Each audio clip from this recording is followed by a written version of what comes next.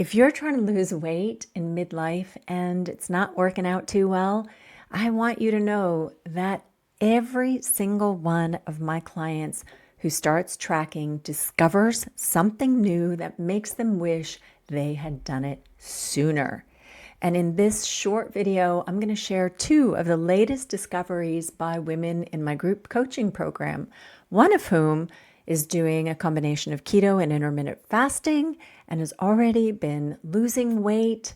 But even she discovered something that she could really improve about her diet. Now, my summer shape up is a group of women who are starting strength training and fat loss at the same time. And they're actually at the point where they're not super deep into their tracking yet. We're just getting started. And these revelations were made this early on. I actually taught them this week how to use AI to do the calculations for you because that just saves so much time not having to plug it into one of the fat loss apps. So one of the women is doing intermittent fasting plus keto already. All right. So this is kind of on top of it. But what it has revealed to her, is that maybe her calorie deficit is too strict right now. She's losing over a couple pounds a week, which is a very quick rate of loss. So definitely good that now she's adding in the strength training to try to hold on to the muscle as she loses the weight. But in keto, what you're trying to do is eat protein and fat and not really carbs.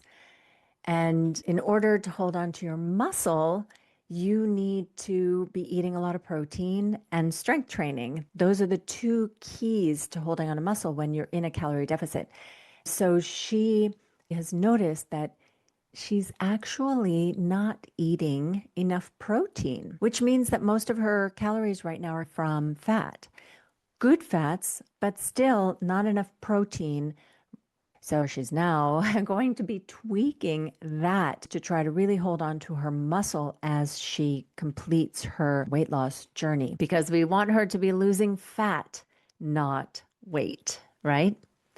And then another woman in the group, her eyes are really opened to how much you actually need to eat in order to get in the amount of protein that you should get in a day, which would be a minimum of 100 grams of protein and preferably 1 gram per pound of body weight, especially if you're in a calorie deficit or trying to build muscle and in midlife or beyond, because our bodies are not so good at taking in and making use of the protein that we eat.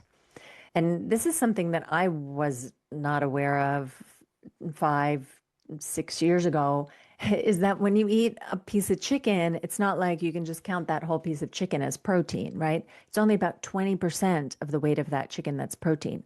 So you need to actually eat a lot of protein-rich foods to get in enough protein in a day. So anyway, this all to say that really, have you tracked ever what you've been eating? Because it is so eye-opening, so eye-opening.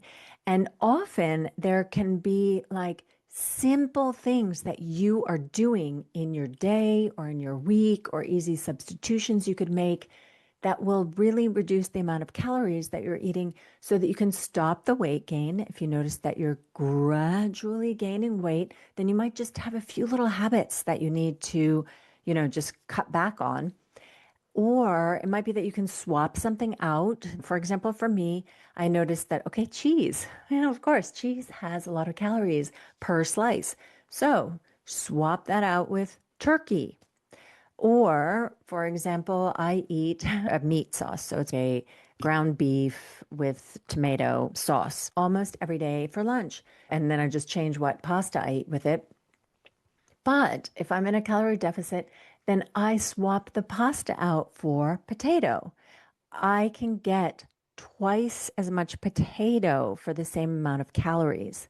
So I will feel more full from that exact same amount of calories that I'm eating for lunch. And that is going to make it so much easier to stay in a calorie deficit, right?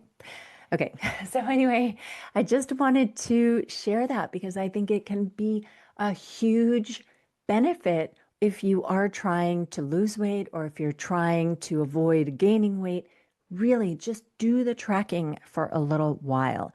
And if you need help, if you are like, I don't know how to track, and what is that AI thing that you were just talking about that could help me? I have those in my midlife fat loss formula. And that will teach you the whole system, help you also if you want to start losing weight, then to how to set up your calorie deficit. But even if you are already on a weight loss program, like the first woman that I mentioned, this kind of tracking, this careful tracking can be really important for making sure that you're holding on to your muscle, i.e., eating enough protein as you lose the weight, because you want to lose fat, not muscle, not bone density, but fat. I will see you next week.